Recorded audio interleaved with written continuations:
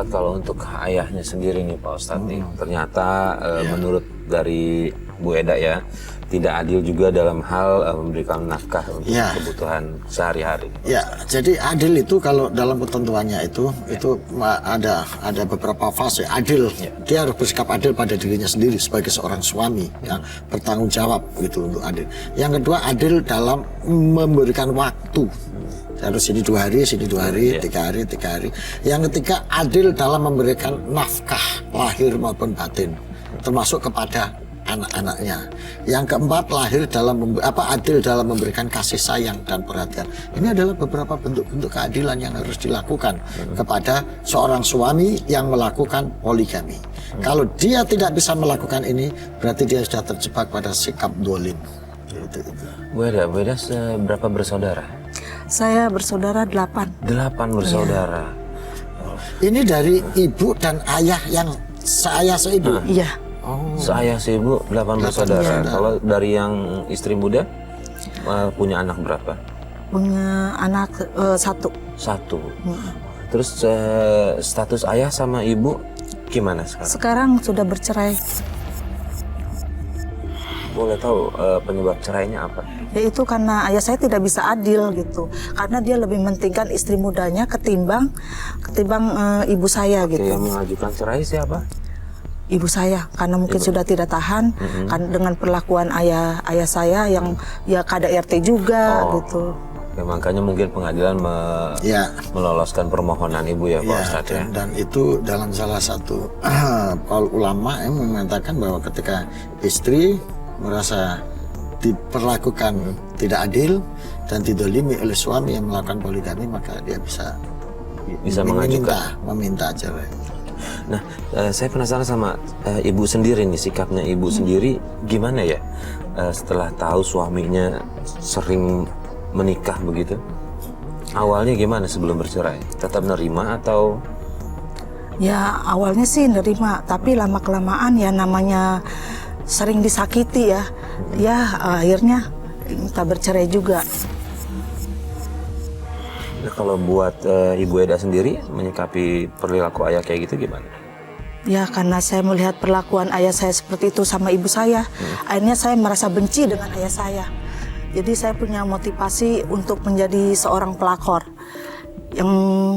yang mana saya waktu itu berpacaran dengan laki-laki yang sudah beristri.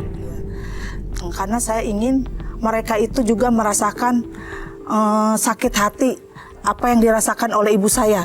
Jadi saya dendam gitu. Nah, ibu sendiri pada saat melakukan itu sadar? Ya sadar. Sadar, memang berniat itu? Iya. Pernah nggak ketahuan? Pernah sih ketahuan. Suatu hari saya bersama laki-laki, istrinya tiba-tiba datang dan marah-marah pada suaminya karena ketahuan selingkuh dengan saya. Tapi saya merasa senang dan puas karena dia bisa ribut itu karena saya. Mas, iya. Kita keluar negeri yuk.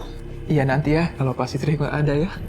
Ya kapan Mas? Minggu ini aja yuk. Ya nggak bisa sekarang, nanti tunggu waktu yang pas ya. Kalau sekarang nanti takut ketahuan sama istri aku. Kenapa? Mas takut ya? Katanya Mas udah nggak sayang sama dia. Mas cuma sayang sama aku kan? Iya, aku cuma sayang kamu kok. Ya. Mas! Hah? Oh bisa-bisanya ya kamu berduaan di sini?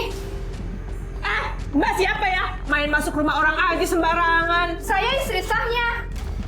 Oh ini, cewek selingkuhan suami saya. Dasar cewek murahan. Apa sih? Udah. Dia nggak salah, Ma. Sudah gitu gimana? Mas, kok kamu jadi belain dia sih? Pokoknya aku minta cerai. Ma, tunggu, Ma! Mas mau kemana?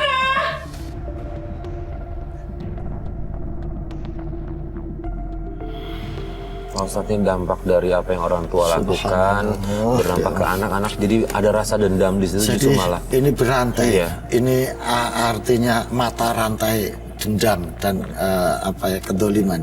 Begini Ibu Edanda, kalau saya sarankan, Ibu sendiri kan sudah merasakan bagaimana sakitnya menghadapi keluarga yang berantakan, menghadapi penderitaan orang tua yang tidak bertanggung jawab. Mestinya itu menjadi bahan muhasabah. Jangan sampai orang lain mengalami nasib seperti Ibu. Karena begini ya Ibu, mohon maaf ya. Ada salah satu hadis yang mengatakan bahwa tidak menjadi bagian dari umatku orang yang melakukan perusakan terhadap orang lain dan orang yang mengambil merusak hubungan rumah tangga orang lain. Nabi pernah mengatakan begitu. Dan saya yakin Bu Endah nggak mau dianggap sebagai golongan atau umat yang tidak jadi umatnya Kanjeng Nabi. Yang kedua Bu Endah ya, itu menurut Imam Maliki, itu orang yang merebut, perempuan yang merebut suami orang setelah dia bercerai, misalnya laki-laki rumah tangga direbut oleh perempuan sampai dia cerai, itu dia nggak boleh kawin dengan perempuan ini. Itu menurut Imam Maliki. Kalau menurut madhab Hanafi dan madhab Syafi'i, perempuan yang mengganggu rumah tangga orang itu boleh dinikahi, tetapi dia tetap menjadi golongan orang yang fasik, orang yang rusak. Maka Ibu ya, sebaiknya Ibu menghentikan dendam itu. Karena dendam itu tidak akan bisa membawa ketentraman hidup. Orang tidak mungkin berbahagia ketika hatinya masih terbakar dendam. Dan itu hanya menimbulkan mafsadah-mafsadah baik bagi orang lain maupun bagi dirinya sendiri, Ibu. Ya. Jadi sebaiknya ini Ibu dihentikan saja supaya Ibu kembali ke jalan yang diridhoi Allah, jalan yang bisa diakui kembali sebagai umatnya dan Muhammad. Mohon maaf, Ibu masih melakukan itu? Sampai saat ini Masih? Ya. Astagfirullahaladzim.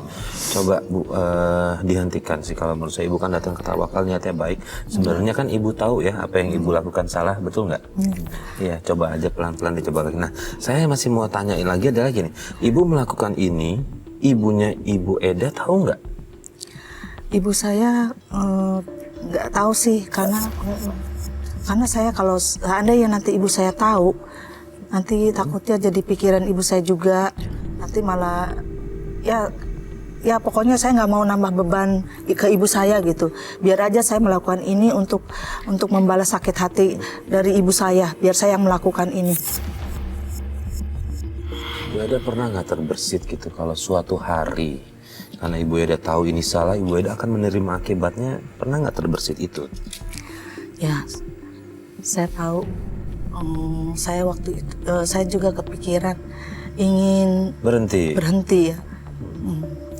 Ya, saya senang sih Ibu Eda kepikiran untuk berhenti, karena saya berharap karena Ibu Eda tahu betapa sakitnya apa yang dirasakan ibunya Ibu Eda, jangan Ibu Eda melakukan itu ke wanita lain. Apalagi tadi Bu Indah bilang ini dilakukan secara sembunyi-sembunyi, takut menjadi beban Ibu kalau sampai Ibu tahu. Artinya Ibu kan juga menginginkan Mbak Endah untuk tidak menjadi orang yang dendam. Karena Mbak Endah punya keyakinan kalau sampai ini ketahuan Ibu, ini menjadi beban penderitaan bagi Ibu. Ya. Sudahlah Ibu, urusan begini Allah itu adil. Jadi orang poligami yang tidak adil, kata Nabi, itu nanti di akhirat itu jalannya nggak akan sempurna. Dia berjalan miring karena menanggung beban yang tidak seimbang dalam hidupnya, karena dia bersikap tidak adil itu. Jadi biar itu jadi sudah, jangan sampai orang menderita lagi gara-gara dendamnya Ibu Endah gini, karena ingin menyakiti orang lain. Ibu kan sudah merasakan bagaimana sakitnya mengalami hidup ini, maka itu jangan ditularkan ke orang lain, karena itu bisa membawa kerusakan yang lebih parah. Dan dosa orang dendam itu juga nggak main-main. Jadi orang dendam itu bisa merubah silaturahim. Karena dendam kan gara-gara ini kan silaturahim jadi terputus, silaturahim jadi rusak, dan mutus silaturahim itu bagian dari dosa besar. Yakin Mbak Endah nggak akan tenang dan nggak bakal bahagia, tentram hidup Mbak Endah hanya gara-gara menuruti dendam. Nah, Ibu Eda sendiri sekarang tenang nggak ketika melakukan itu, tenang nggak? Enggak kan? Enggak sih, ya merasa berdosa Merasa gitu berdosa ya. ya. Nah, sementara katanya nih suami Ibu Eda selingkuh ya, benar ya? Dan Iya. Ibu Eda bilang sama tim kita kalau itu merasa Ibu Eda ini bagian dari balasan gitu. Iya. Yes, Gimana ceritanya? waktu itu saya pernah mergoki suami saya selingkuh dengan sekretarisnya.